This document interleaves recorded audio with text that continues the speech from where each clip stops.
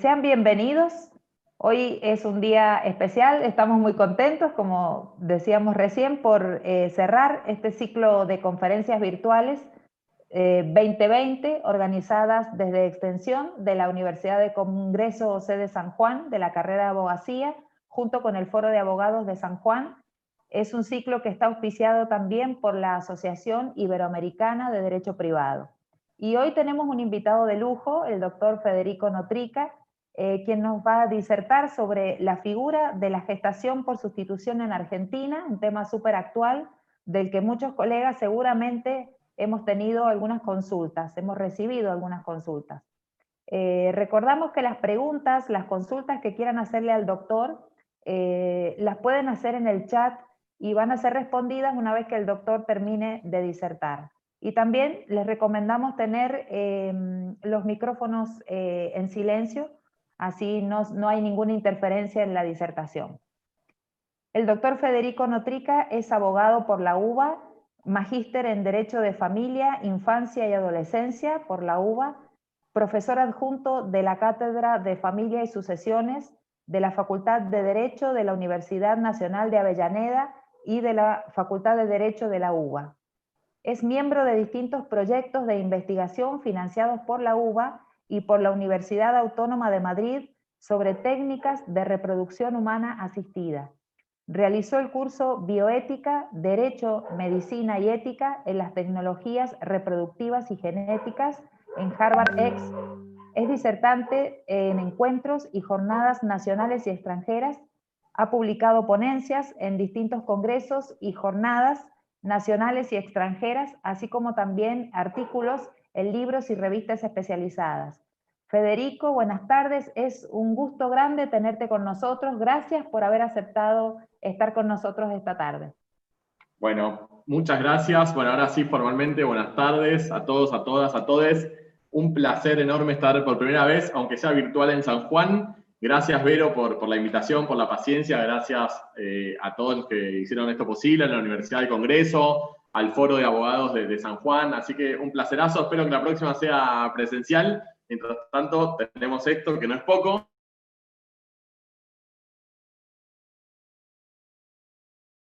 Así que bueno, muchas gracias.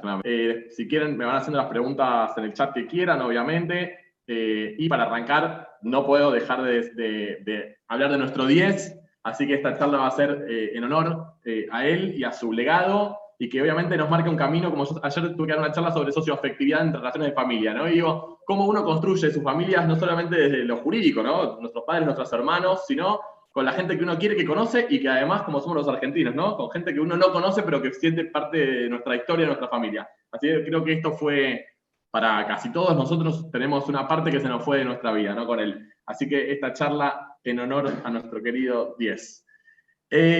Para empezar a hablar de gestación por sustitución, tenemos que pensar, yo sé que hablo muy rápido, perdón, y ustedes con mucha confianza, díganme que vaya más lento, porque yo no me doy cuenta y me subo a esta moto.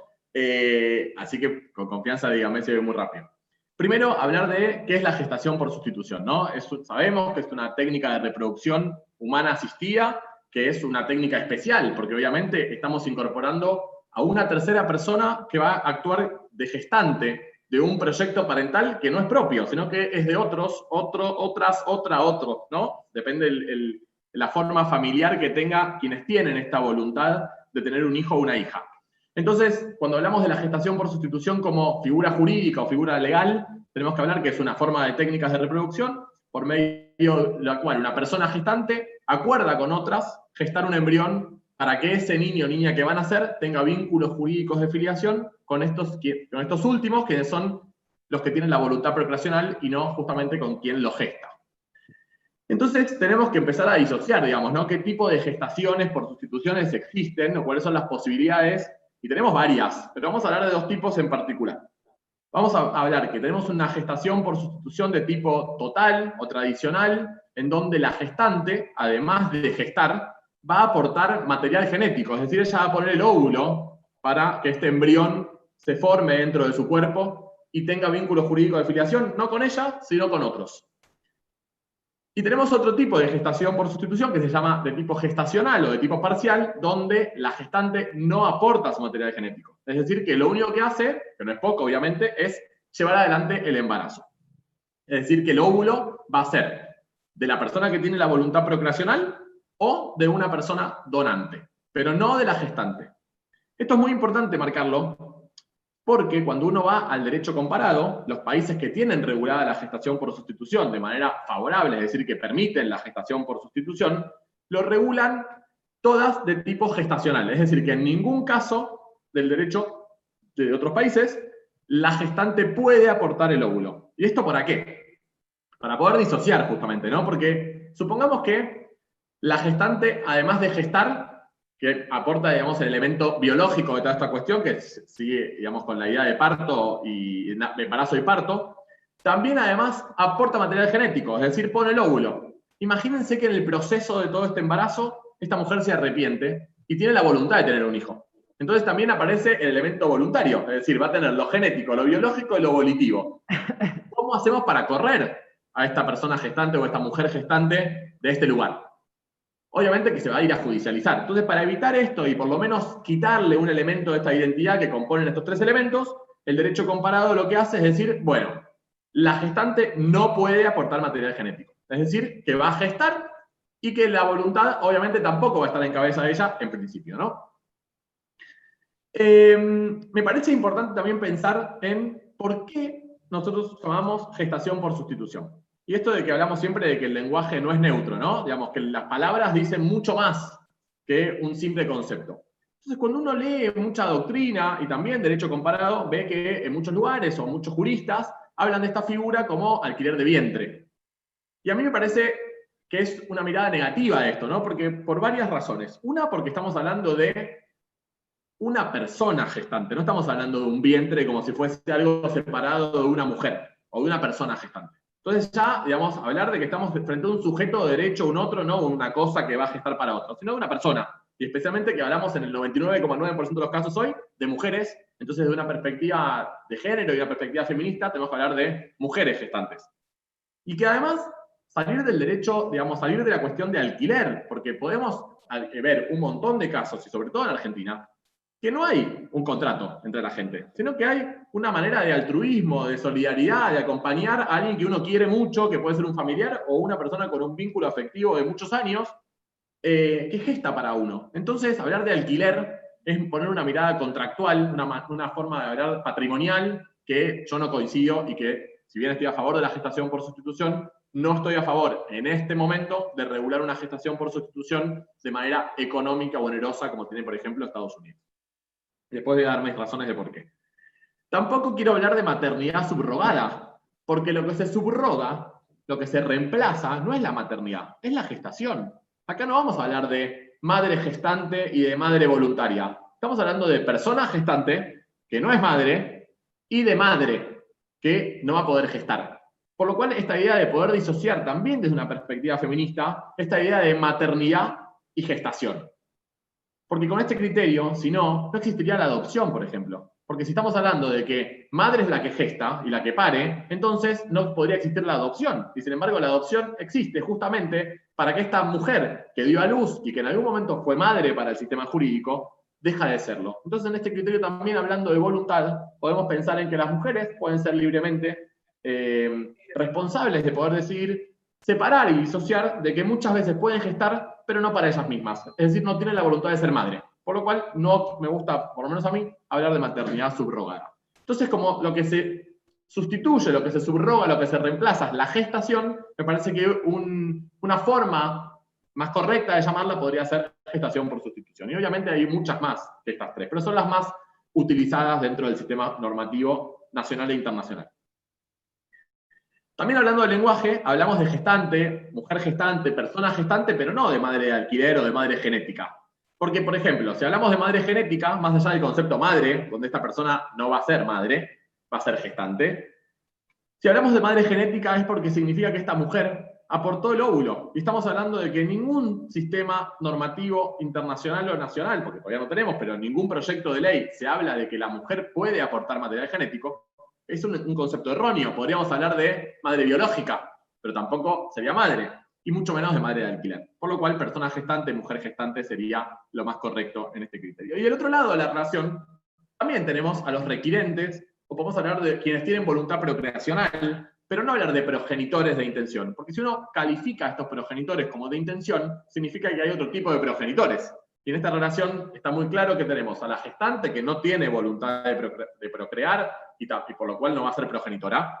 Y sí tenemos progenitores con voluntad procreacional que son los de la otra parte de esta relación.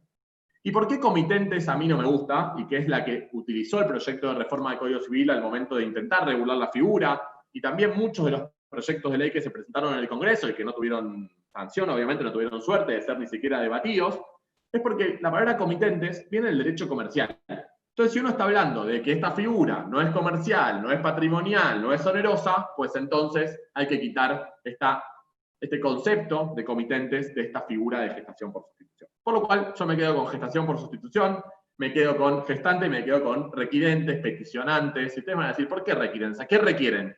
Bueno, porque en mi sistema imaginado es porque necesitamos de una autorización judicial previa a la transferencia del embrión a la persona gestante, para que desde el inicio haya reglas claras para todas las partes intervinientes en este proceso. Y después voy a hablar un poquito de esto.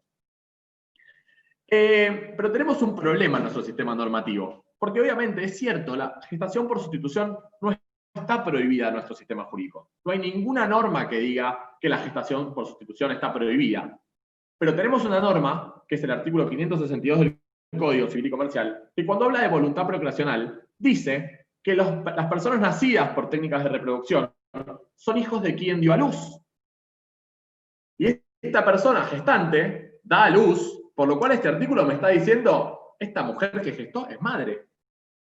Tengo un salvoconducto, digamos, que dice, y del hombre de la mujer, que también ha prestado su consentimiento previo, informado y libre. Es decir, que también debe tener voluntad procreacional a través de la firma de este consentimiento. Y esta mujer que va a gestar no va a firmar su consentimiento previo, informado y libre de voluntad procreacional, porque ella no va a querer ser madre. Por lo cual ahí tenemos una cuestión. Entonces mi pregunta es si este artículo es constitucional y es convencional. Este artículo, cuando uno lo pasa por ese filtro, ¿no?, de los tratados internacionales de derechos humanos, ¿pasa ese filtro o va a quedar trabado? Y me parece que en este sentido, después de tener 53 sentencias dictadas en Argentina por 47 casos que han sucedido, pues me parece que ya podemos decir que este artículo no es constitucional, no es convencional para los casos de gestación por sustitución.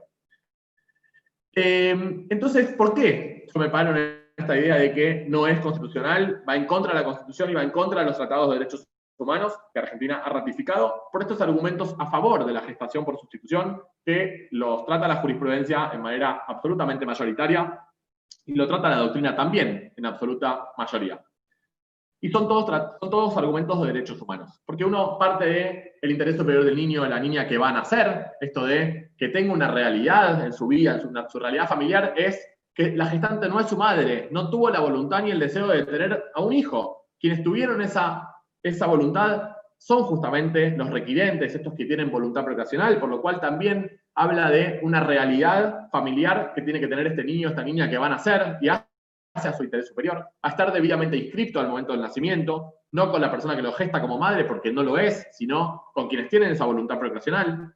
Este derecho humano a fundar una familia en condiciones de igualdad y no discriminación, esta idea de que es cierto cuando empiezan todos, muchos que están en contra empiezan a decir, bueno, pero se puede ir a la adopción, se puede ir a las técnicas de reproducción. Entonces yo puedo decir, bueno, 2 hombres o un hombre solo no tienen otra que ir a la gestación por sustitución.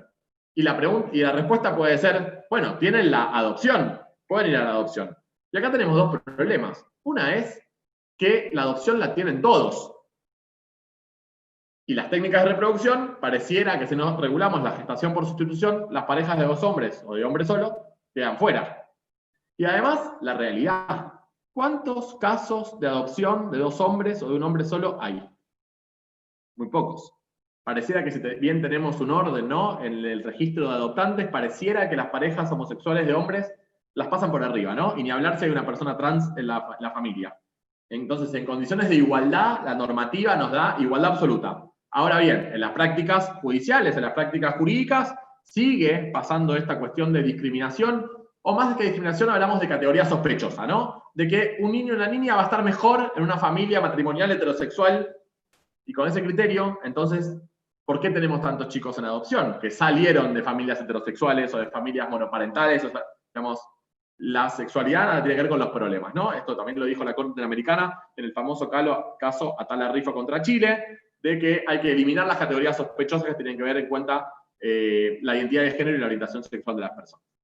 El derecho a la identidad, el derecho a la salud sexual y reproductiva, esta idea de acceder y garantizarme como derecho la posibilidad de utilizar todos los beneficios de la ciencia para lograr cumplir mi objetivo de procrear, y si no quiero, de no procrear. Nadie puede estar obligado a tener hijos, y también esto se cruza con otros temas que son muy sensibles, como por ejemplo la interrupción legal del embarazo, ¿no? El derecho a gozar los beneficios de la ciencia, el principio de igualdad y no discriminación, como yo les decía antes, y obviamente la fuerza de la realidad, y esto también tiene que ver con cuando esto se proyectó en el Código Civil y Comercial, que no pasó el filtro del Congreso Nacional en aquel año 2014, cuando se sancionó el Código Civil y Comercial, había dos casos. Dos. Entonces, los fundamentos para sacarlo fue, bueno, no hay una demanda social actual que nos pida regular la gestación por sustitución. Pero después de 5 años que tenemos Código Civil y Comercial sancionado, podemos decir que quienes estábamos pidiendo esto y quienes peleamos por esto en el Código Civil, tan locos y locas no estábamos, porque hoy tenemos 53 casos. Sumado a todos los que suceden en el extranjero hechos por argentinos, que no están en este listado de 53. Entonces la realidad nos pega y nos pone en jaque. Por lo cual me parece que hoy, después de tantos casos, requerimos dar una respuesta seria a las personas que hacen gestación por sustitución. Pero sobre todo, a los niños y niñas que nacen de la gestación, y sobre todo, además, a las mujeres que gestan. Que cuando uno ve quiénes son, si no hay regulación, queda en manos del mercado. Y cuando queda en manos del mercado, quienes ponen el cuerpo para otros son siempre las mujeres más vulnerables. Entonces, esto es donde el Estado tiene que estar presente para evitar que el mercado imponga su fuerza y las personas más vulnerables queden entrampadas en esta situación. Y cuando vamos a los argumentos en contra, a mí me parece que hay dos argumentos que no tienen ningún sentido, porque ya son, digamos, tradicionales del sistema normativo y que ya uno tiene que empezar a analizar desde una mirada más contemporánea y más moderna estas cuestiones. Uno que no tiene ningún sentido empírico, científico, pero hay un argumento que es de mucho peso. Y me parece que ese es el que hay que trabajar para contrarrestar y para poder justamente dar seguridad a esta perspectiva de género que a mí tanto me interesa. Entonces, los primeros dos, me parece que los primeros dos que voy a hablar, no necesitan mucha cuestión, mucha análisis, que es el contrato, que esto es un contrato inmoral. Primero, yo entiendo que no es un contrato, pero además, supónganse que es un contrato. Hablar de contratos morales o inmorales me parece que no tiene ningún sentido. Uno puede hablar de un contrato prohibido, de un contrato ilícito, pero hablar de la moral en estas cuestiones, ¿dónde ponemos la moral? Es individual, cada uno siente como siente, cada uno piensa lo que piensa, y está muy bien porque estamos en un Estado democrático, libre, ¿no? Entonces, me parece que hablar de inmoralidad ya estamos en otro siglo, ¿no? Ni hablar de la violación del madre cierta es, esto de quien da luz es la madre, porque el derecho romano dijo esto y lo seguimos manteniendo. Es una regla tradicional del derecho, una regla clasista del derecho, y me parece que hay que correrse de ese lugar, porque obviamente cuando los romanos escribieron su sistema jurídico, cuando Argentina y Vélez Arfiel hizo su primer código civil, nadie se podía imaginar que las técnicas de reproducción iban a existir. Nadie podía pensar que en una pipeta se podía crear un embrión. Por lo cual, analizar un sistema de bioética moderno, con que la ciencia avanza más rápido que nuestras cabezas, ¿no? Es decir, tratar de aplicar una norma o un sistema clásico del derecho, claramente es desconocer el avance de la biotecnología, de la ciencia, de las comunicaciones y de la información, y de la informática. Tenemos el último, que es el supuesto valor de la etapa prenatal. Esto que se lee mucho en España, ¿no? Que un sector del feminismo dice, bueno, durante el embarazo, el feto se conecta sensorialmente con la mujer, y cuando nace separarlo se rompe una cuestión que va a traer problemas psicológicos en los niños. Y esto no hay ningún estudio científico en ningún lado del mundo que suceda. Y obviamente, seguramente muchas de ustedes son madres y me van a decir, pero yo me conecté con mi bebé cuando estaba dentro mío. Y está muy bien que pase, pero es subjetivo. Porque yo trabajo de esto, digamos, investigo mucho, investigué en España, investigué en Argentina, en México, en Uruguay y en Chile. Y entrevisté personas gestantes que gestaron para otros y que tienen hijos previos de ellas.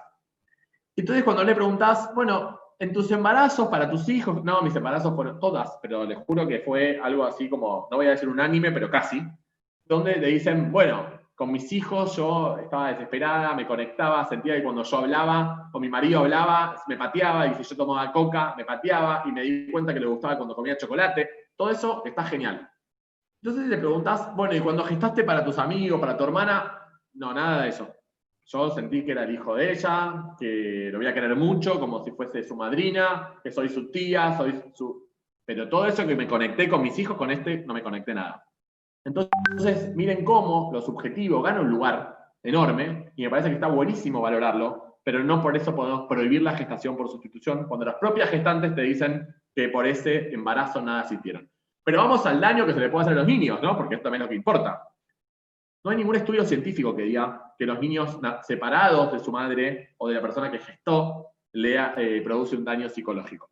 De hecho, hay un solo estudio que investigó muchos casos de niños que ya tienen más de 10 años nacidos producto de la gestación por sustitución, y los niños tienen los mismos problemas que tienen los niños que han nacido de su madre que los gestó, ¿no? Entonces, no hay ninguna diferenciación.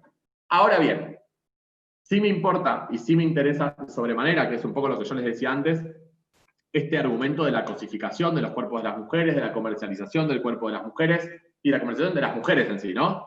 Y este sí es un argumento muy fuerte.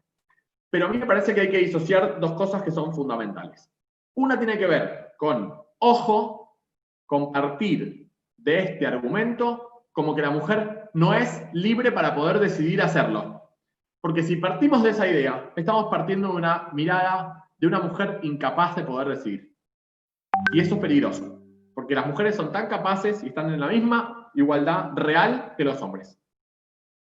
Ahora bien, a pesar de eso, tenemos que prever, desde un sistema democrático de derecho y desde el Estado, obviamente, que las mujeres no estén condicionadas por su vida y su sistema, que no les queda otra que gestar para otros para poder conseguir algo económico a cambio y poder darle de comer a sus hijos, por ejemplo, ¿no? Entonces, miren cómo esto se torna muy importante. Entonces, la mejor forma de proteger a las mujeres es regulando. Y regulando a favor. Porque si uno prohíbe, como quieren muchos, esto pasa igual. Y peor, porque pasa las sombras, pasa invisible. Y cuando pasa invisible, como pasa con el aborto, muchas mujeres mueren, muchas mujeres quedan presas de un sistema, muchas mujeres las explotan con lo que le pagan porque ponen su cuerpo, su vida, y no lo ponen una vez, lo ponen 5, lo ponen 9 veces como pasa en Ucrania. ¿Cuánto le pagan a esas mujeres?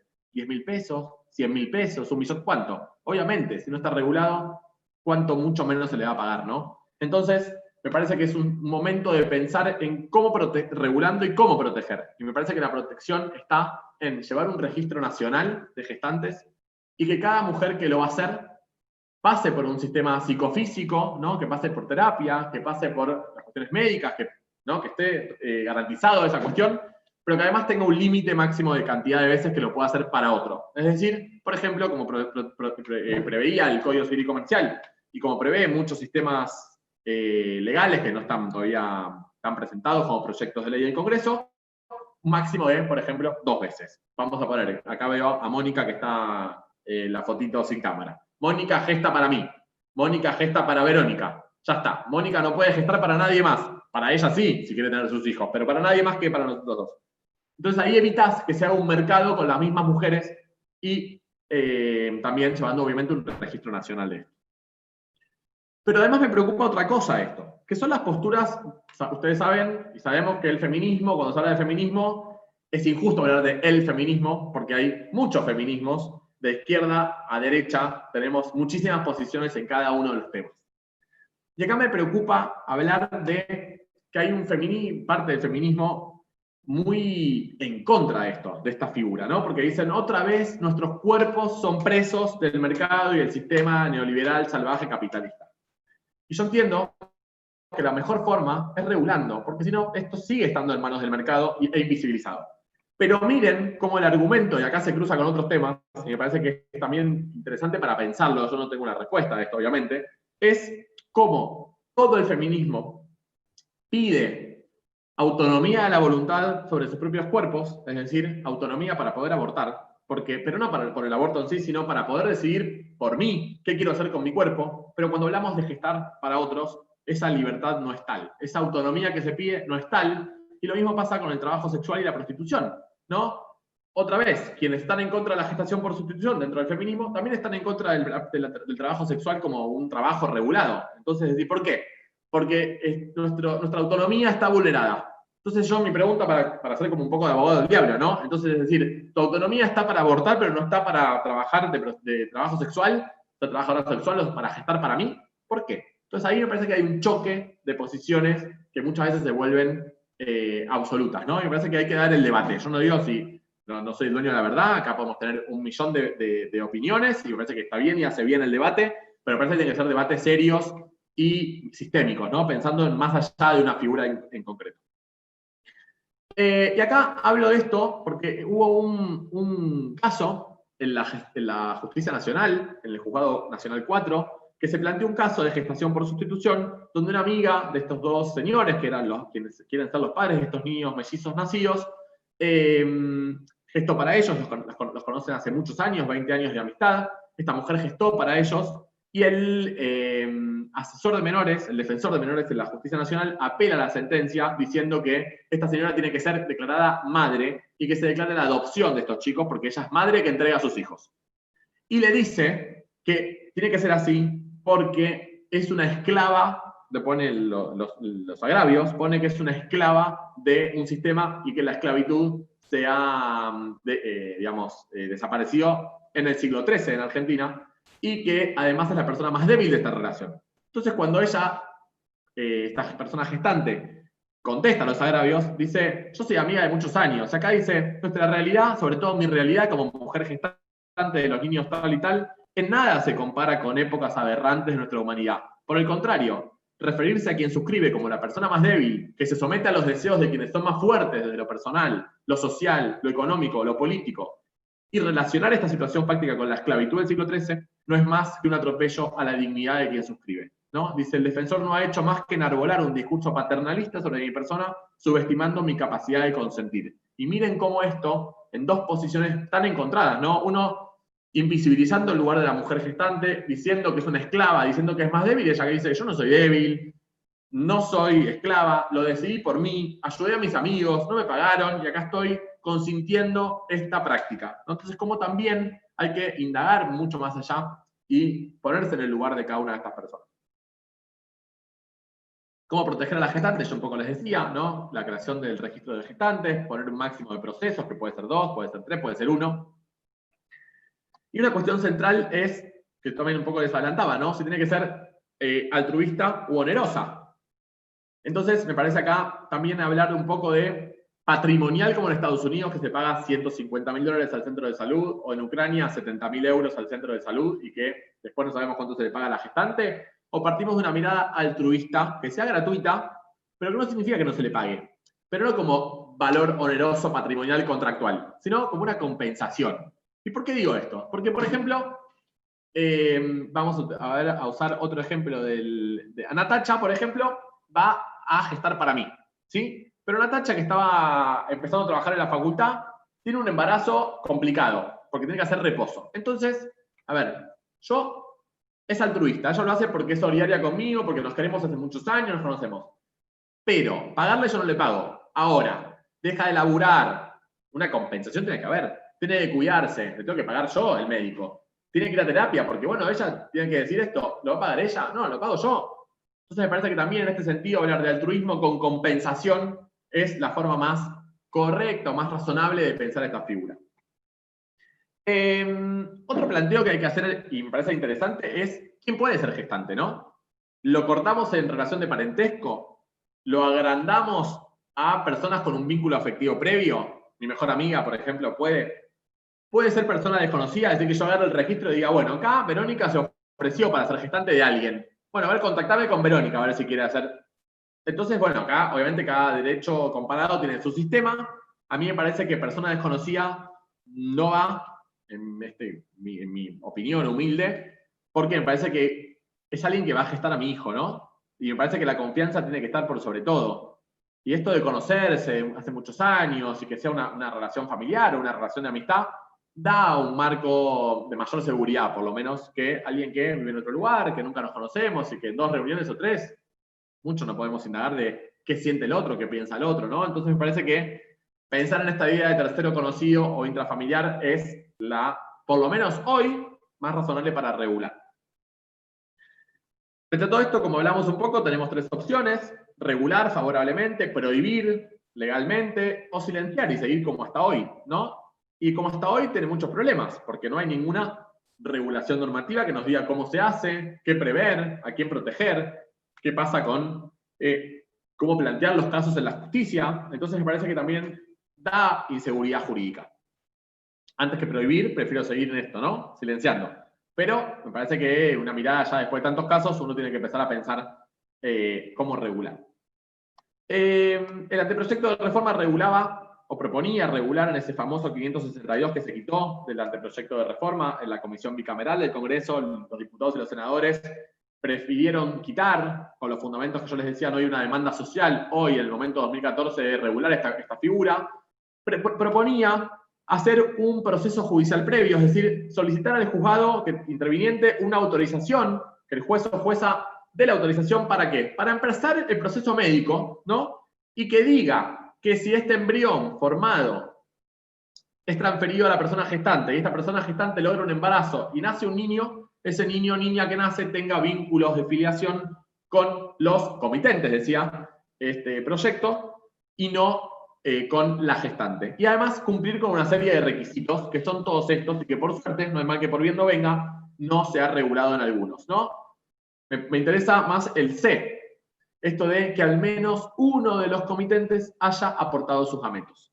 Y si uno parte de una mirada desde la voluntad, ¿no?, procreacional, desde el deseo de tener hijos, me parece que haber puesto o haber intentado poner este requisito terminaba siendo una mirada biologicista o geneticista de esta figura. ¿Y por qué digo esto? Vamos a poner que yo quiero tener un hijo solo, sin pareja, pero mi esperma no es bueno para poder formar un embrión.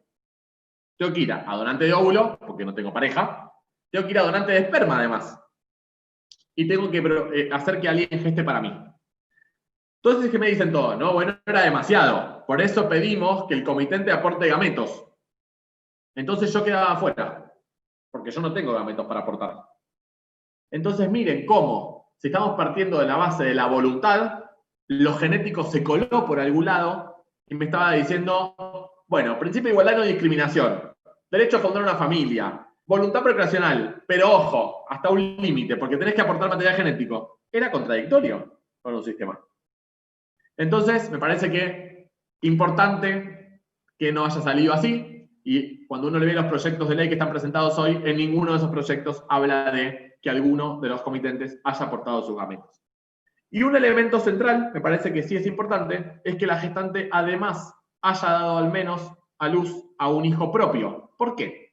Porque ¿quién sabe lo que es pasar un embarazo, pasar un parto, pasar un puerperio? Es solamente quienes lo pasaron.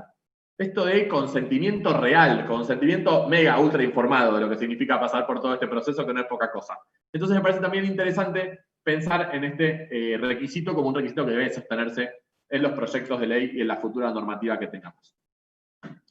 ¿Por qué se suprimió? Bueno, como yo les decía, no había un análisis, una demanda social, y que además dice el proyecto, el fundamento, había un cuasi silencio legal en el derecho comparado, por lo cual no hay una demanda tampoco a nivel internacional.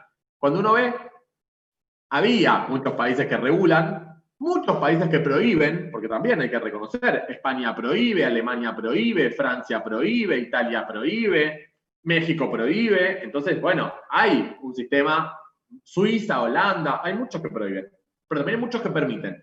Pero en el abanico de posibilidades de cómo se regulan los que permiten, tenemos Ucrania, onerosa, ultra onerosa, Rusia, onerosa, Estados Unidos, onerosa, pero también tenemos muchos que es gratuita. Por ejemplo, Portugal, por ejemplo, Grecia, por ejemplo, Hong Kong.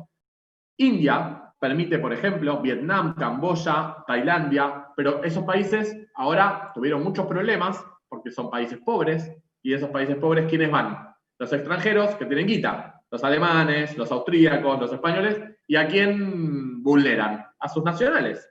A las chicas indias pobres, a las chicas vietnamitas, a las chicas tailandesas, por lo cual dijeron, sigue permitido, pero no para extranjeros. Entonces solamente los pueden hacer los nacionales de cada estado.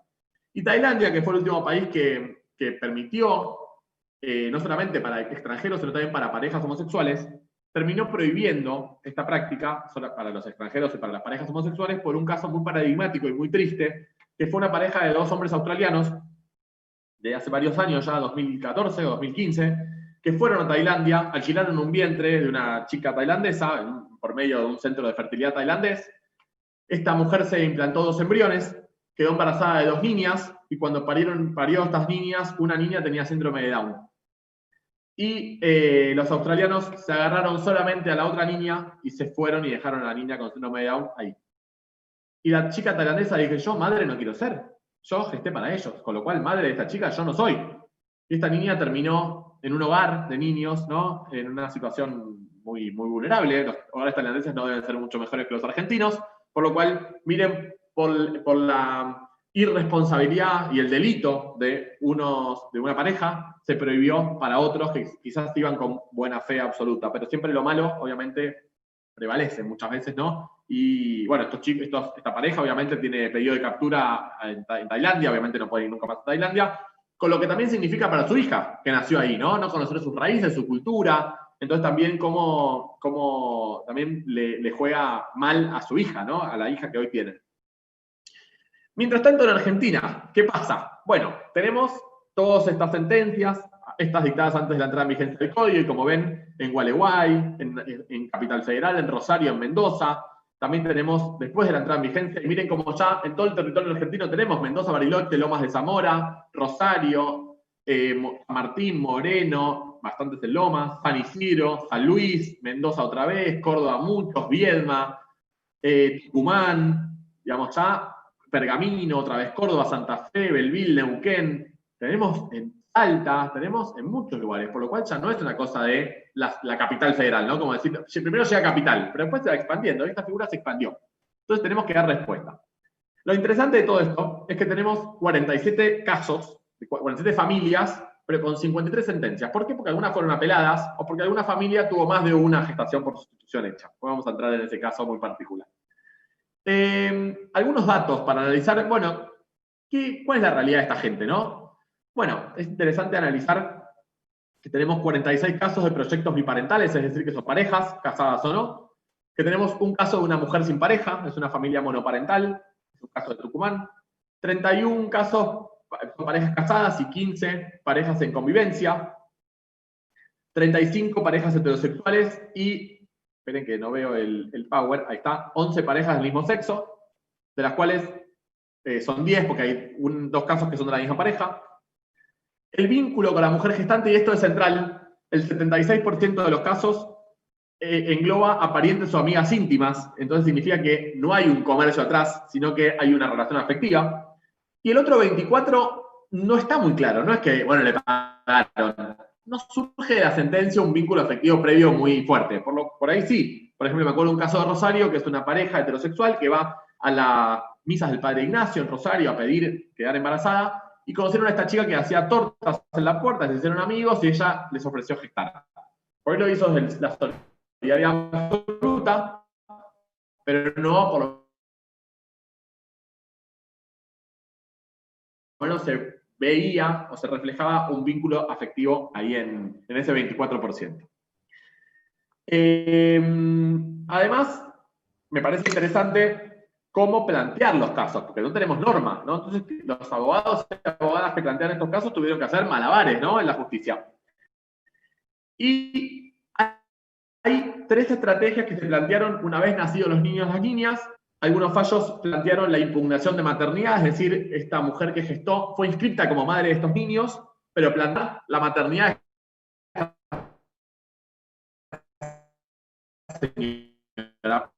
¿Por qué? Porque si le hacemos un ADN le va a dar 0. Entonces plantearon eso, el ADN le iba a desplazar y se emplazaba el otro o la otra como producción.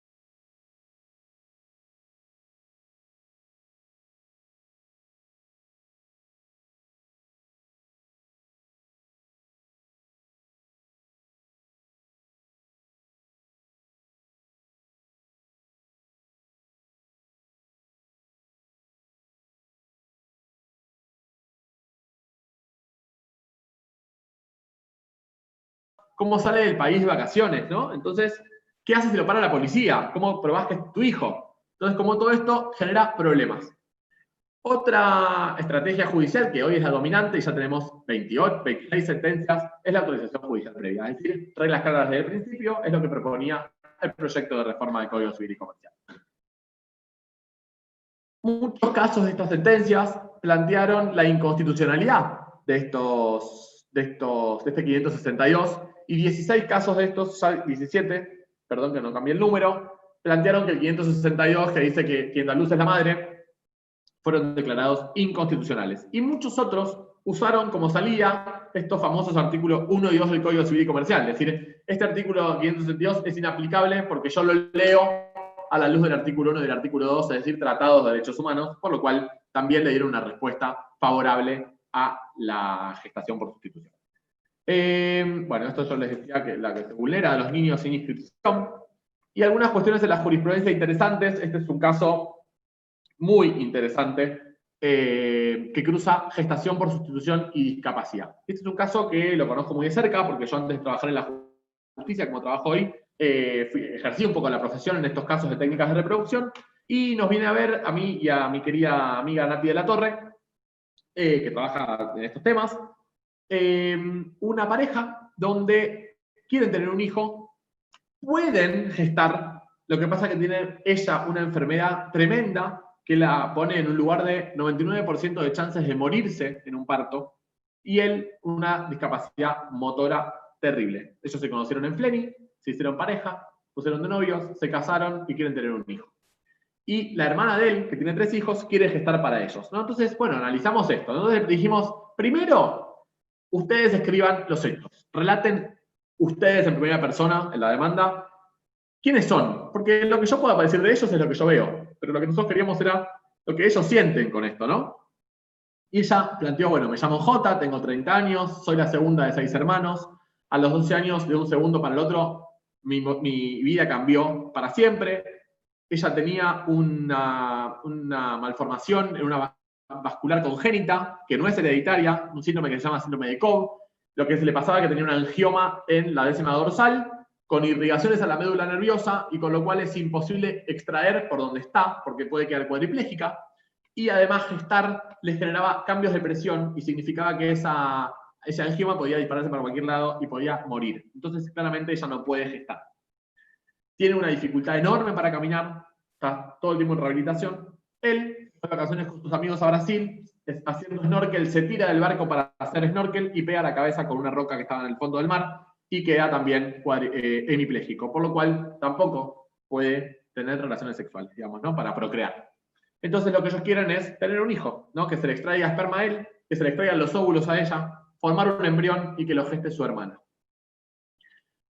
Planteamos el caso y la sentencia, bastante pobre la sentencia, pero me interesa pensar en esto, ¿no? De pensar en condiciones de igualdad a todas las personas, también las personas con discapacidad, ya sea motora o ya sea con salud mental. En este caso era una discapacidad motora, por lo cual ellos lo que me importa es que viven solos, que él maneja, porque tienen por suerte una situación económica muy favorable, por lo cual tienen un auto especial, que viven solos, que ambos trabajan, que tienen una red de contención familiar y amigos enorme, por lo cual no están solos para crear un pibe y van a tener a mucha gente que los ayude. Y esto de analizar la convención de las personas con discapacidad, ¿no? Respeto del hogar y de la familia. Lograr que las personas con discapacidad estén en igualdad de condiciones con los demás. ¿A fin de asegurar qué? A fin de asegurar también, por ejemplo, decidir libremente de manera responsable el número de hijos que quieren tener, mantener su fertilidad en igualdad de condiciones con los demás. Por lo cual, partiendo de una mirada constitucional convencional, había que dar una respuesta favorable a este caso. Y la sentencia salió favorable. Y yo fui feliz con esta sentencia. Ahora, miren lo que producen las personas con discapacidad, ¿no? Ellos leyeron la sentencia y lo que me dijeron fue, en ningún lugar hicieron mención a que somos 2 personas con discapacidad. ¿Y por qué digo esto? No podemos pensarlo, bueno, en condiciones de igualdad, la sentencia no tiene que haber dicho nada. ¿Por qué? Si estamos en condiciones de igualdad real. Ahora, es tan importante para las personas con discapacidad que se los visibilice, que se los empodere en sus derechos, que justamente lo que ellos querían es que diga, bueno, son 2 personas con discapacidad que pueden igual que los demás, ¿no? Y la sentencia lo invisibilizó. Entonces miren también la importancia de hablar de esto, ¿no? Y de no invisibilizarlos. Tenemos otras 3 casos, 3 sentencias que no están firmes, perdón, antes de empezar con esto les quiero decir, tenemos 47 casos, 53 sentencias, de las cuales tenemos 50 sentencias firmes, todas favorables a la gestación por sustitución. Perdón, 44 sentencias firmes. Otros 3 casos que no están firmes, y las 3 están hoy en la Corte Suprema de Justicia de la Nación. Y me atrevo a decir que las 3 casos son de parejas conformadas por 2 hombres. Y acá lo que me tengo que preguntar es si es casualidad o no es casualidad. Y ojo, porque si uno lee las sentencias son claramente basadas en la norma.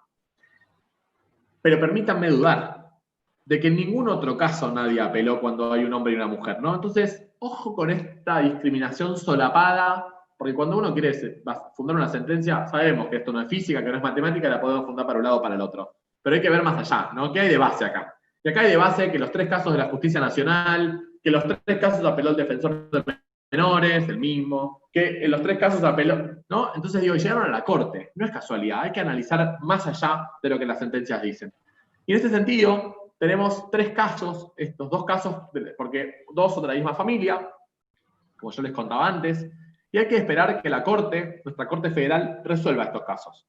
Y lo increíble es que tenemos 2 casos de la misma familia que ya tienen 4 años en la Corte, y tenemos a 3 pibes sin inscripción, o con una inscripción provisoria. Entonces, tanto que se trabaja en la Corte, me parece que hay prioridad a los casos que tienen que ver con derechos humanos, con derecho a la identidad, con el peso que tiene la identidad en nuestra historia, en nuestro Estado de Derecho, ¿no? Entonces me parece que dejar a 2, 3 pibes, 4 años o 3 años sin inscripción, viola todos los derechos humanos habidos y por haber en nuestra Constitución, nuestros tratados de derechos humanos. Por lo cual me parece que tiene que la Corte ponerse las pilas con este caso y resolverlo para un lado o para el otro, pero resolverlo. ¿Cómo llegaron a la Corte? Y también me parece interesante analizar cómo llegaron los 3 casos a la Corte. El primer caso, estos 2 hombres empezamos más atrás. Un hombre sin pareja va a Estados Unidos y hace una gestación por sustitución. Paga, tiene a su hija, divina y hermosa, se viene a Argentina, se reconoce esta filiación en la Argentina, se pone en pareja con otro señor y deciden hacer una gestación por sustitución. Con una amiga de ellos, de toda la vida, con una amiga de él de toda la vida, 20 años de amistad.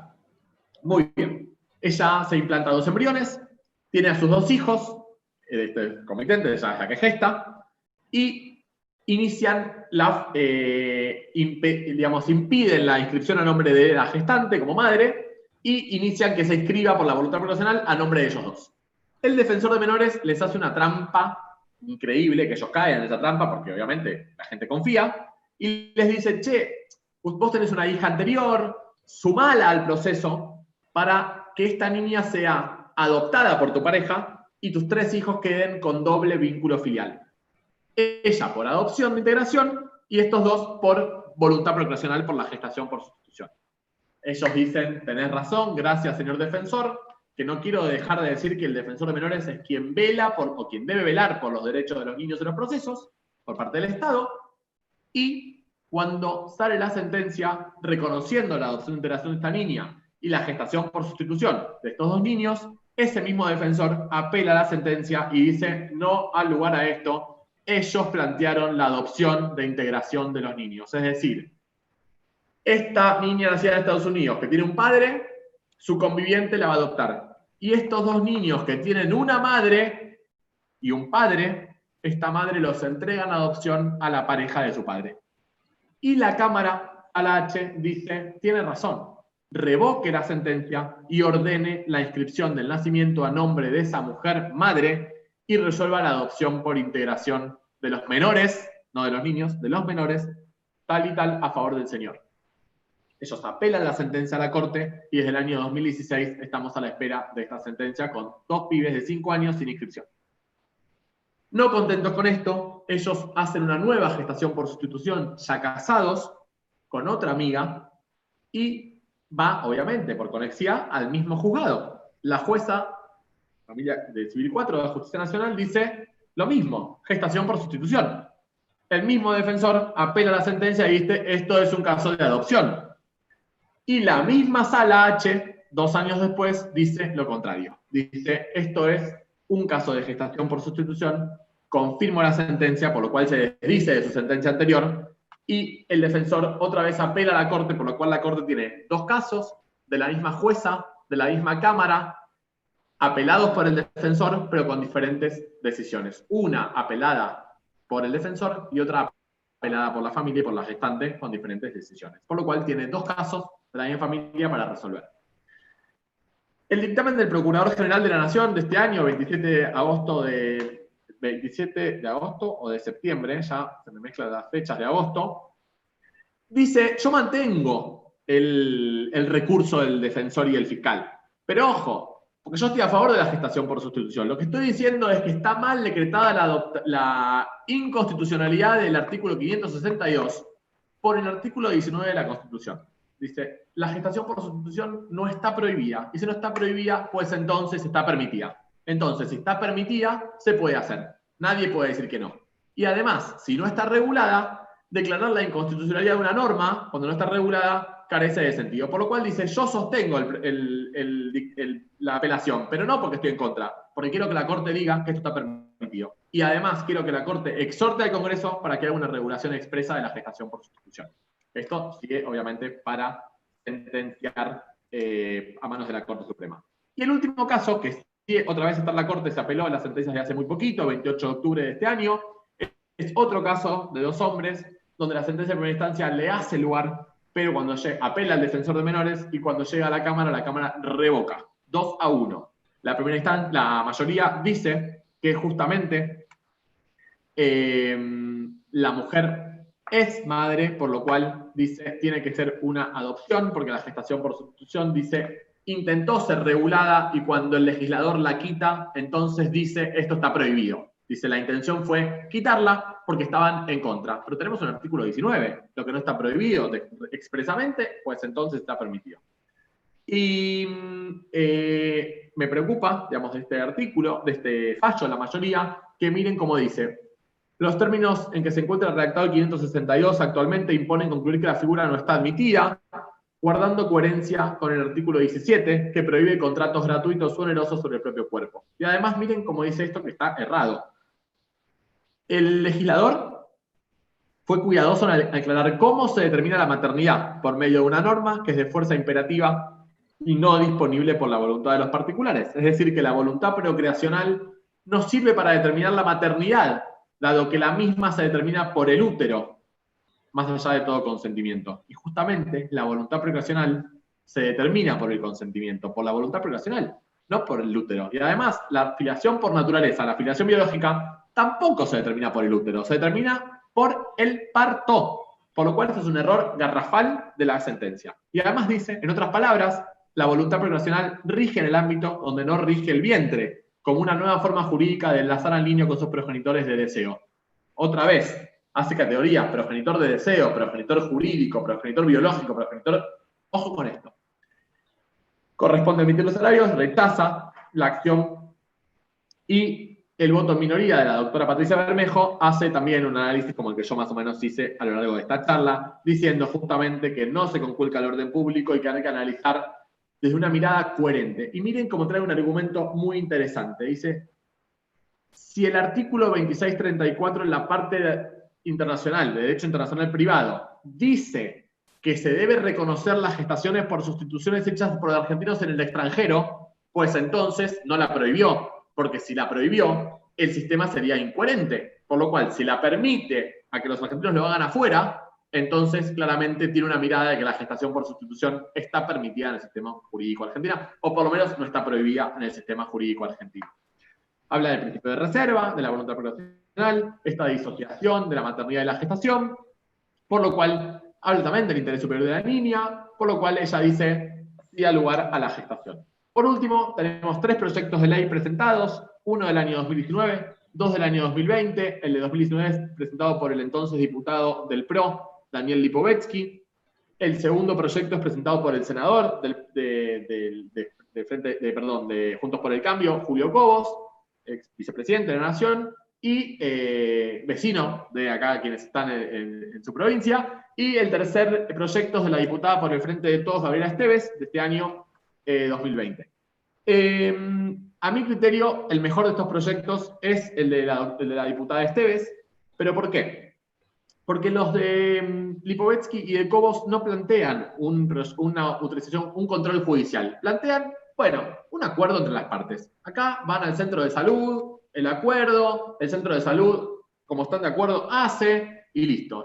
Mi tema es, ¿quién controla que esa mujer tenga la libertad, que esa mujer tenga capacidad física y psíquica de poder llevar adelante un embarazo? ¿Quién controla qué? Digamos, todo hay una cuestión, ¿no? Me parece que ese control no puede quedar en manos de un centro de fertilidad, tiene que quedar en manos del Estado. Por lo cual, me parece que el proyecto de Gabriela Esteves, que habla de una autorización judicial previa, donde el juez o la jueza que intervenga vea todo esto, ¿no? Y vea, bueno, plena capacidad físico-física, tuvo un hijo propio, se paga un seguro de vida para la gestante por las dudas, que se pueda morir en el parto o durante el embarazo. Estas personas tienen un proyecto parental real. O sea, digamos, todo esto me parece que tiene que estar en cabeza del Estado y no en cabeza de los centros de fertilidad. Por lo cual me parece que es más serio el proyecto de Gabriela Esteves, sin perjuicio de lo cual tengo que decir que el proyecto de Cobos, que presentó él en el 2015, era un proyecto brillante. Y que después se fue diluyendo y que presentó este año un proyecto bastante de menor categoría, vamos a decir. Así que en ese sentido, yo les dejo los los dos proyectos de los diputados son para modificar el Código Civil. El proyecto de Cobos es una ley especial y el proyecto de Esteves lo que plantea es dar una definición de gestación por sustitución, decir que tiene que ser sin ánimo de lucro, decir que tiene que haber un vínculo de afecto o de parentesco entre los pretensos progenitores y la persona que gesta, una autorización judicial, cumplir con requisitos determinados, tanto tiene que cumplir la persona gestante como los pretensos progenitores, que tiene que ver con la residencia interrumpida en el país, con la aptitud física, con la plena capacidad civil, con un procedimiento especial y con diferentes cuestiones que va a quedar en manos de la autoridad de aplicación, que es el Ministerio de Salud de la Nación, y modificar también el tema de que el 562 habla de quien dio a luz, quitarlo y decir que la voluntad poblacional se refiere a quienes prestan su consentimiento previo, informado y libre. Por lo cual tenemos estos proyectos, yo les dejo el power, obviamente, lo pueden compartir, viralizar, no hay ningún problema. Y para terminar, me parece que estamos en este camino sinuoso, bifurcado, que nos va a llevar a destino, que no sabemos cuál va a ser. Y como dice acá el famoso, querido Mario Benedetti, sé que el sol es el mismo, que la lluvia y los hongos son los mismos, pero el futuro es otro, más compulsivo y arduo, con épocas que están aún por inventarse, y me parece que tenemos este desafío, ¿no?, de plantear un futuro o un presente mucho más compulsivo para mover, ¿no?, más estructuras y seguir sacudiendo a lo que siempre tenemos como esto de statu quo y no pensar en que la gente busca otras realidades, que la gente tiene otras necesidades, y me parece que este es nuestro mayor desafío, que sabemos que en el derecho somos bastante conservadores y bastante así como a la letra de la ley, entonces me parece que este es nuestro desafío en este presente y en este futuro que se viene. Así que nada más por mi parte, muchas gracias, dejo de compartir, así les veo las caras, y bueno, nada más. Gracias.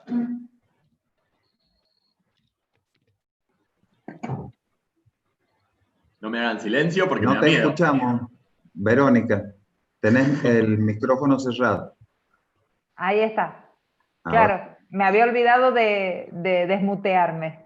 Gracias, Federico, porque, bueno, esto es una realidad que, como dicen todos, no debe ser silenciada, debe ser regulada.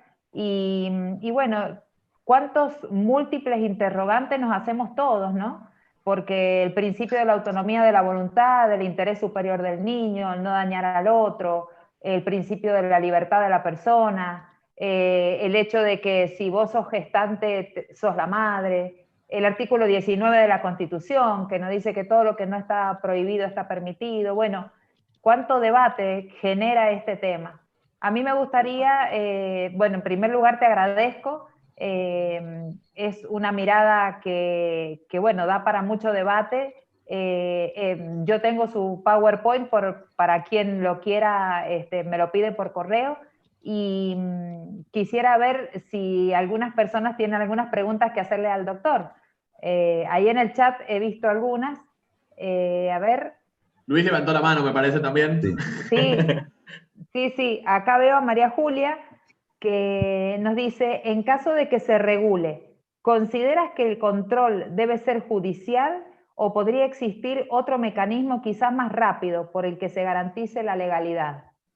Yo creo que al principio tiene que ser judicial. Me parece que tiene que controlar esto es el Estado a través del Poder Judicial para garantizar que no haya una explotación, que no haya una cuestión económica, que realmente, principalmente las gestantes tengan una situación psicofísica para poder llevar adelante un embarazo, porque no cualquiera puede hacerlo, ni siquiera por lo físico, sino en un momento particular de la vida de una persona, ¿no? Me parece que se requiere un análisis. Porque si uno lo deja también a, bueno, un contrato entre las partes, van con ese contrato al centro de fertilidad, privado, público, no importa, digamos, perdemos de vista la importancia de gestar, porque no es tampoco a todo o nada. Yo digo, estoy a favor de esta figura, pero ojo, porque no es a todo o nada.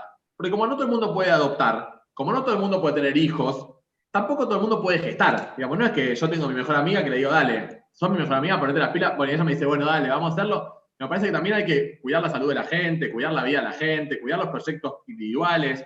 Entonces me parece que también es importante en esto de poner énfasis, y si el proceso dura 8 meses, bueno, hay que aguantar 8 meses, ¿no? Porque también no siempre son los momentos de la gente. Y mira la mente, mira también esto, que no lo puse en el Power, un caso de Córdoba, ¿no?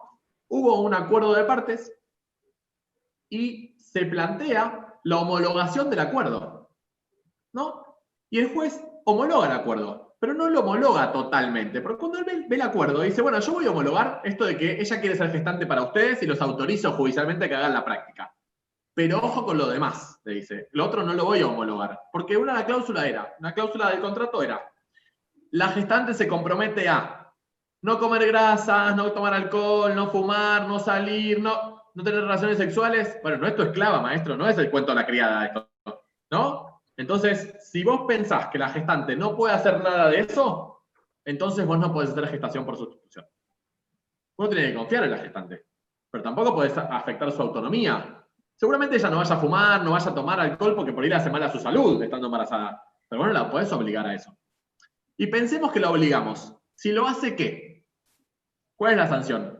¿Le vas a poner una sanción pecuniaria? ¿La vas a meter presa? ¿La vas a obligar a abortar? ¿Vas a romper el contrato y qué pasa con el pibe que nazca? Digamos, todo eso también hay que pensar de una mirada sistémica, ¿no? Entonces, por eso me parece que el control judicial es el más razonable hoy. La verdad, porque si no, es un tema que si no se regula de esa forma. Luis. Sí, bueno, si me permiten, un montonazo de cosas, porque no nos vamos a pelear, ¿no? Me imagino, o más o menos. No, al contrario, porque justamente he advertido, hay muchas zonas oscuras en este tema. Sí, obvio. Al principio de la disertación usted hablaba justamente de la postura que uno toma con la definición de los institutos. Y hay algo que yo advierto que me llama mucho la atención, incluso en su exposición. Sí. Hablar de gestación por sustitución, rechazar el concepto de alquiler de vientres o maternidad subrogada, pero no tener en cuenta que el principal sujeto de derecho que merece la atención no es el progenitor que decide afrontar el proceso de gestación por sustitución. Acá el principal sujeto que debe ser protegido es el niño gestado. Y desde el punto de vista del niño gestado, en la República Argentina tenemos un sistema, por lo menos desde el punto de vista formal, lo suficientemente claro desde el punto de vista protectivo, ¿no es cierto? La Convención de los Derechos del Niño, la Ley 26061, Convención Americana, bla, bla, bla. Ahora, no podemos negar que el Código Civil ha dado un tinte de contractualización a todo lo que se refiere a técnicas de reproducción. Es más, incluso permitiendo la retractación de la voluntad. Así es. En la técnica. Con lo que, si no tenemos un proyecto de ley muy claro que en el eje ponga como primera situación a analizar la protección del niño que está siendo gestado, vamos a tener un sinnúmero de problemas. Usted ha hablado del 562. pero no ha mencionado la inconstitucionalidad del 561, que no pasa el bloque de inconstitucionalidad. Porque cuando yo veo la posibilidad de que dos personas, sea la gestación homóloga, heteróloga, en las condiciones que sea, que yo tenga la posibilidad, el ser humano ya existe antes de que está implantado, y sin embargo tengo la posibilidad de revocar la autorización. Sí, acá vamos a disentir, obviamente.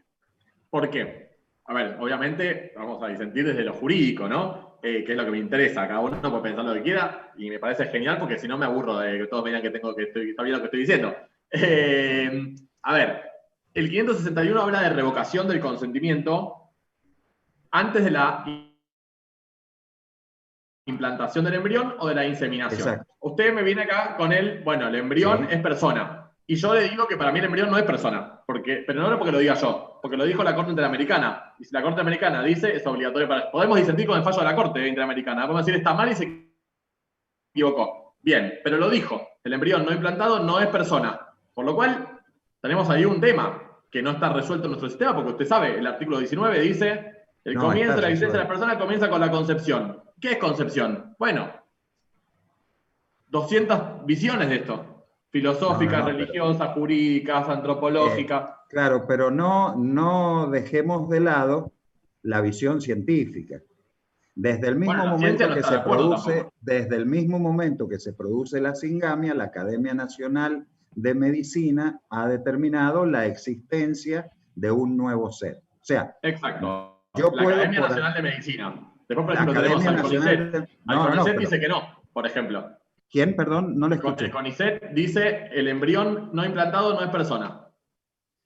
Está bien, pero... La Academia de Harvard dice el embrión no implantado no es persona. Bueno, es una discusión eterna, nunca nos vamos a poner de acuerdo. ¿Entiende? Estamos de acuerdo. Estamos de acuerdo en que puede haber una valoración en ese sentido. Debemos también estar de acuerdo que es una discriminación de iure, que es inconstitucional ab initio, porque la sola circunstancia de que por una calificación jurídica se niegue la realidad del ser, ¿no es cierto? Usted me dice, no está implantado, no es persona, es una discriminación propiamente de iure. ¿Habría alguna diferencia que me dijera un habitante del norte no es argentino porque es formoseño? ¿O un habitante del sur no es argentino porque es fueguino? En realidad es por el solo hecho de habitar el territorio, es decir, por el solo hecho de respirar.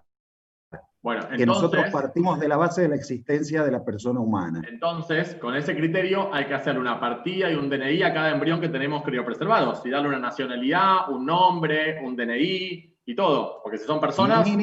Mínimamente le tenemos que dar una protección jurídica. Estoy completamente de acuerdo. Ok, recuerde, no es lo mismo del formoseño que usted me está planteando, porque ahí tengo una persona que le puedo ir a preguntar y acá tengo embriones. Entonces mi pregunta es, si usted piensa esto y está bien, no es una crítica, sino que es una discusión jurídica, por favor, no lo tome... Sí, por supuesto. No lo tome personal para nada. Uno se apasiona y debate, y está buenísimo. Digamos, ¿qué hacemos con los embriones que tenemos criopreservados? Se corta la luz del centro de fertilidad. Se corta la luz y los embriones se echan a perder y quedan desechados. Se quedaron 100 ahí. ¿Qué hacemos? Bien, justamente por eso, cuando se hace un análisis de la razonabilidad de las técnicas de reproducción asistida, siempre es aconsejable evitar la producción supernumeraria del embrión. Exacto, coincido con usted. La técnica es evidentemente, y nadie puede estar en contra de la necesidad que tengan las parejas de procrear. Exacto. Yo no creo que sea relevante o legítimo el derecho de los padres a tener un hijo, que es algo distinto. No lo creo. Pero tener un hijo siempre tiene una mirada adultocéntrica. Uno no le puede preguntar, voy a tener una relación sexual con mi mujer. No cabe ninguna duda. No cabe ninguna duda.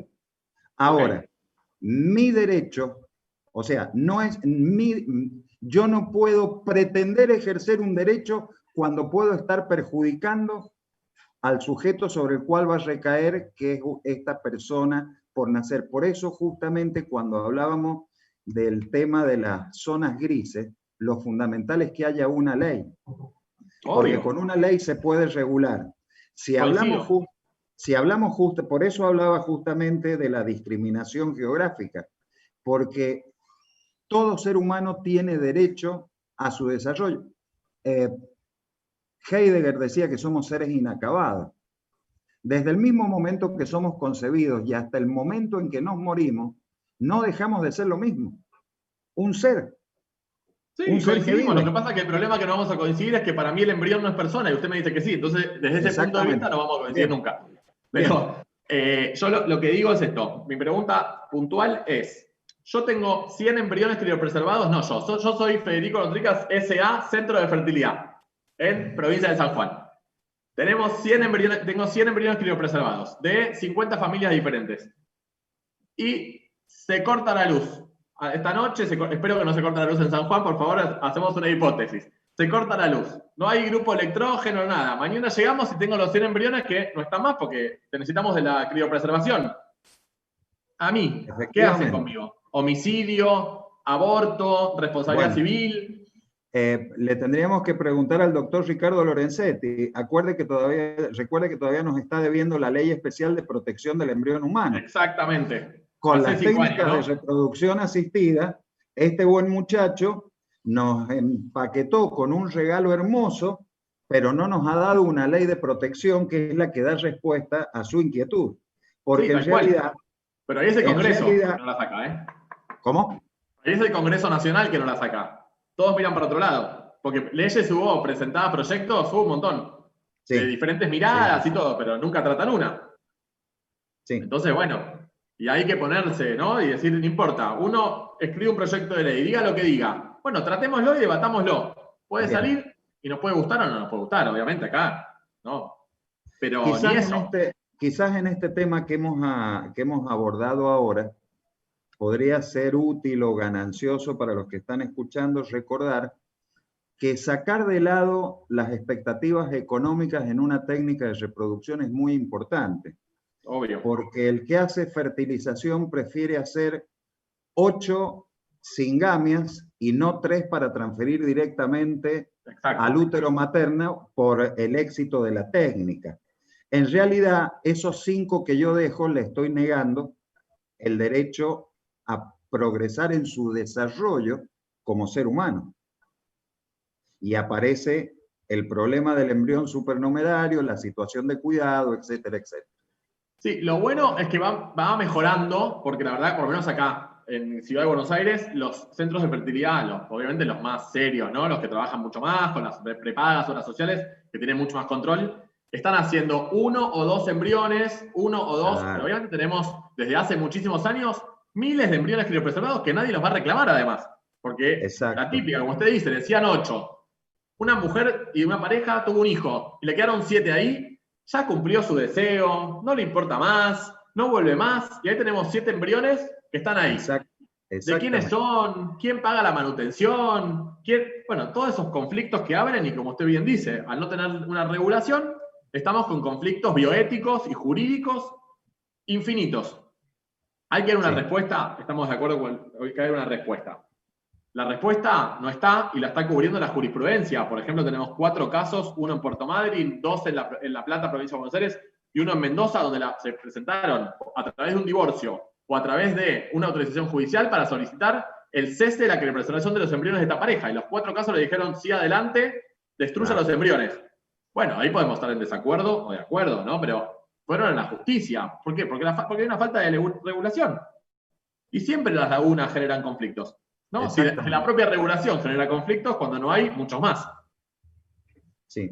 Y me parece que en eso tenemos que, debatir y que lleve lo que lleve, pero salir con una regulación seria, ¿no?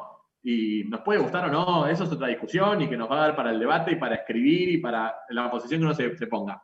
Pero me parece que hay que dar una respuesta. No podemos seguir en el limbo porque hace mal a la gente, en definitiva. Así es. Aquí tengo una pregunta en el chat de Natacha que nos dice, Federico, cuando mencionas las contradicciones del feminismo sobre el derecho a decidir sobre el propio cuerpo y colocas en la misma situación prostitución, aborto y gestación por subrogación, en las últimas dos hay una tercera persona gestada, el niño. En atención a la voluntad de la mujer, en el caso de la gestación por sustitución, la mujer gestante podría negarse a entregar el niño a su nacimiento y en caso de que se legisle el aborto, también podría decidir sobre ese embarazo para otro. Ok, a ver, primero obviamente que sí, hay una tercera persona que va a ser el niño por nacer en caso de que, bueno, nada, todo lo que ya debatimos recién con Luis. Tenemos otro, que diferente principalmente de la prostitución, ¿no? Porque el aborto también podemos decir, bueno, hay una gestación ya, ¿no? Pero lo que yo quiero discutir, digamos, del feminismo o de los feminismos es la posición no de que hay una tercera persona, sino de la autonomía de las mujeres. Es decir, tengo libertad para abortar, pero no tengo libertad para gestar o tampoco tengo libertad para hacer trabajo sexual. O uno tiene libertad o no tiene libertad. Y además de las tres cuestiones, me parece que el aborto es lo más, digamos, más controversial, vamos a decir, ¿no? En algún punto. Porque tenemos una gestación ya. En la prostitución o en el trabajo sexual, nada, es mi cuerpo que se lo someterá a otra gente. Y en la gestación por sustitución es algo mucho más valioso, porque voy a traer vida a alguien que no existe, por lo cual, ¿no? El aborto es algo mucho más complejo. Y sin embargo, la posición es aborto sí, gestación por sustitución no, trabajo sexual no. Eso yo lo que quería con esta discusión eterna y muy interesante de los tres tópicos, ¿no? Ahora bien, en el caso de la GS, como dice Natacha, que pregunta, en caso de que se regule el aborto, vamos a poner, sale la ley de aborto, que permite, una mujer que está haciendo gestación por sustitución, ¿puede abortar? Claramente sí. Vamos a pensar que el aborto esté regulado, ¿no? Claramente sí, porque quien tiene la voluntad para interrumpir el embarazo es la persona que lo lleva. Nadie puede decirle, sea el marido, sea el padre, o sea el progenitor con voluntad procreacional. Parece que nadie le puede decir. Vamos al revés. Vamos a suponer que la mujer que está gestando está en contra del aborto, no quiere abortar, y vienen los que tienen voluntad procreacional y dicen, miren, nos divorciamos en el medio del embarazo, así que abortar porque no queremos el hijo. Sería también, ¿no? Vulnerar la autonomía de esta mujer gestante. ¿Quién la puede obligar? Entonces me parece que puede decidirlo por ella, aunque no sea un proyecto parental de ella, y no lo puede decidir el otro, aunque el proyecto parental sea ajeno. A eso voy. Pero todo esto pensando en una regulación de aborto que por ahora no está. Así que hoy no podría.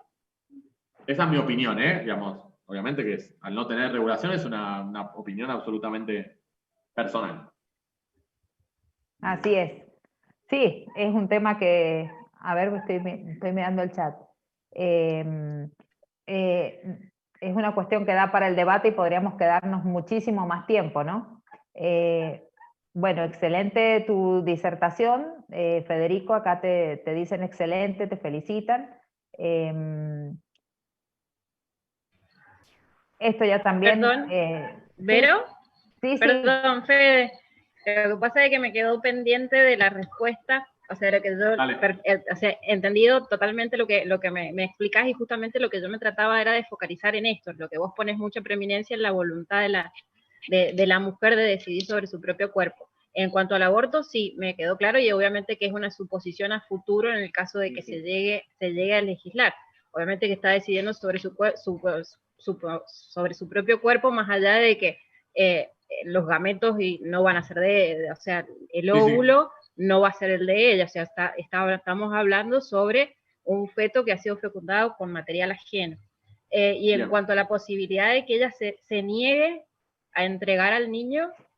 Ay, perdón, me olvidé esa parte. Bueno, a ver, lo interesante de tener ley de gestación por sustitución es que si vos haces una autorización judicial previa, vos ya en la sentencia decís, ¿no? Que se va a proceder al tratamiento médico, que quien va a firmar el consentimiento previo, informado y libre para la técnica de reproducción, pero no como práctica médica solamente, sino también como que ese documento de consentimiento informado va a generar filiación, lo va a firmar quienes tienen voluntad procreacional, los comitentes, vamos a decir, o los requirentes.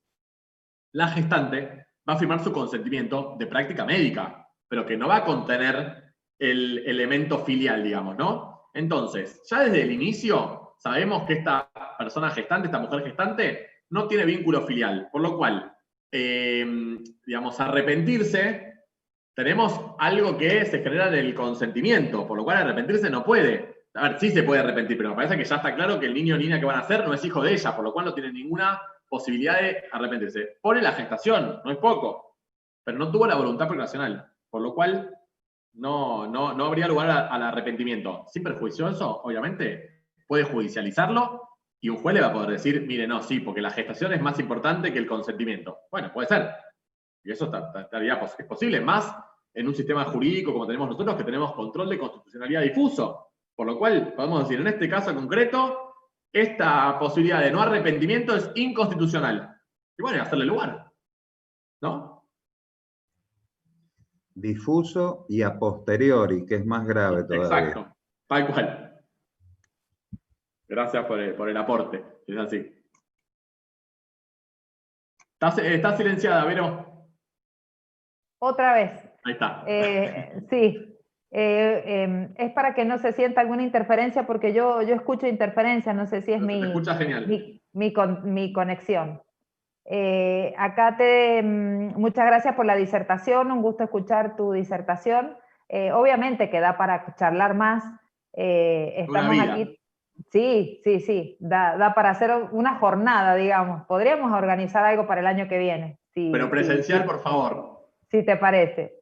Sí, yo sé que tu interés es la punta de espalda. Eso.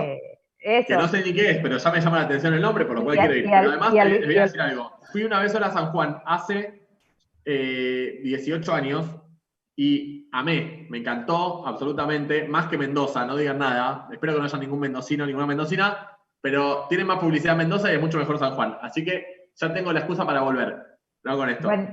Bueno, buenísimo. Ojalá que cuando pase toda esta situación sanitaria puedas venir y puedas estar con nosotros compartiendo alguna charla para nuestros alumnos, para la comunidad entera, los docentes, etc. También está presente la doctora Sonia Pellarín, que es la titular de la Cátedra de Derecho de Familia de nuestra facultad. Así que, bueno, agradecidos a todos los presentes.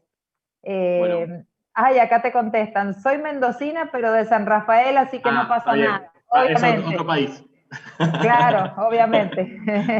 También estamos, la Universidad de Congreso, en la sede de San Rafael. Sí, María Verónica, no sé si sos de la Universidad de Congreso, de la sede de San Rafael. No digan esto, porque después Mendoza hablo muchas veces, que no trascienda. No te van a invitar. Pero vieron que los cantantes, todo eso, van diciendo en todos lados que es el mejor lugar del mundo. Bueno, yo no le dije nunca esto. Sí.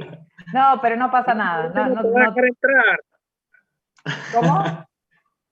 Que Mariel Molina no lo va a dejar entrar el año que viene. Mariel se me va a enojar, no digan nada. Ahí levantó la jornada, Mariel, ¿eh? No, mi querida amiga Lam, que tampoco se entere. Oye, esa se enoja peor, esa es peor. Tal cual. Bueno, para mí un placerazo haber estado con ustedes. Vero, gracias. Luis, un placer. Sergio, Natacha, bueno, todos y todas que están al otro lado. Un placerazo. Un gustazo haber cerrado además este ciclo de charlas, que sé que me pusieron mucha garra durante todo el año, que no fue un año y no es un año fácil en todo sentido.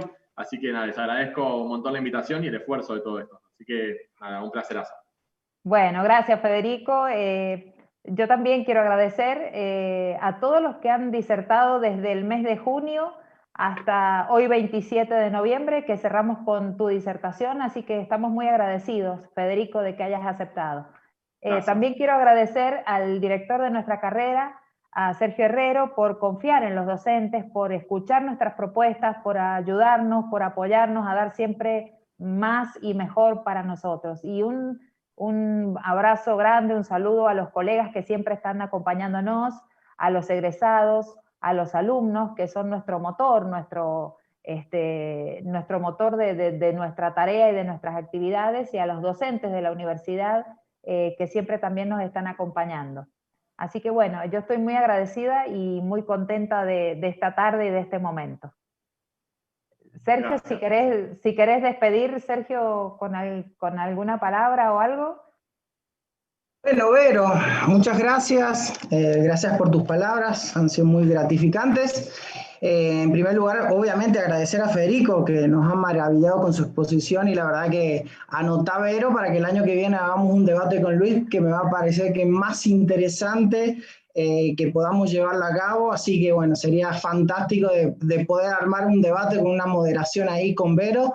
Así que ya lo comprometemos al doctor para prepararle también una rica punta de espalda para que sepa lo que es el corte por excelencia en nuestra provincia. Así que bueno, muchas gracias. Bueno, 2 minutos, decir que bueno, para nosotros ha sido un honor, un verdadero placer como institución, hablo, de haber participado en este ciclo con tan ilustres académicos. La verdad que ha sido fantástico. Quiero agradecer a todos y cada uno de ellos que nos han inundado con sus conferencias en sus finitos saberes para enriquecernos con sus conocimientos. Veo a Luis, agradecerte especialmente, a Sonia, agradecerte también porque ellos han sido parte de este ciclo de conferencias, así que la verdad me saco el sombrero por ustedes y gracias por acompañarnos siempre. Ha sido un año muy intenso, duro, doloroso para todos. Hemos ingresado a un tiempo nuevo, distanciados, acostumbrados por ahí a otra cosa, a la sala, al aula, al poder saludarnos, nuestras miradas, abrazos y todo lo que conlleva la presencialidad. Que bueno, obviamente no hemos tenido que reinventar en estos tiempos utilizando la tecnología. Tuvimos que aprender de golpes a conectarnos, bueno, pudimos, ¿no? Yo siempre que digo que, bueno, educar más allá de las formas siempre implica construir, invertir en democracia, en Estado de Derecho, sin lugar a duda que el conocimiento, como siempre digo, nos hace ser incapaces de ser esclavos, es decir, nos da libertad. Entonces, bueno, en este sentido yo creo que este ciclo de conferencias nos regaló una oportunidad muy grande para que también nosotros, los docentes, quienes estamos acá, podamos llevar adelante actividades con acciones positivas para nuestra comunidad, al servicio del otro. Y yo creo que en materia de educación, con estas nuevas herramientas, esta tecnología, hemos podido avanzar mucho. Si bien la tarea no está para nada finalizada, yo creo que hay mucho por hacer y mejorar, pero bueno, de alguna forma hemos seguido adelante y de alguna forma también garantizar, ¿no es cierto?, que podamos otorgar derechos a otras personas, el acceso a la información a todos y a todas en igualdad de condiciones, me parece sumamente importante.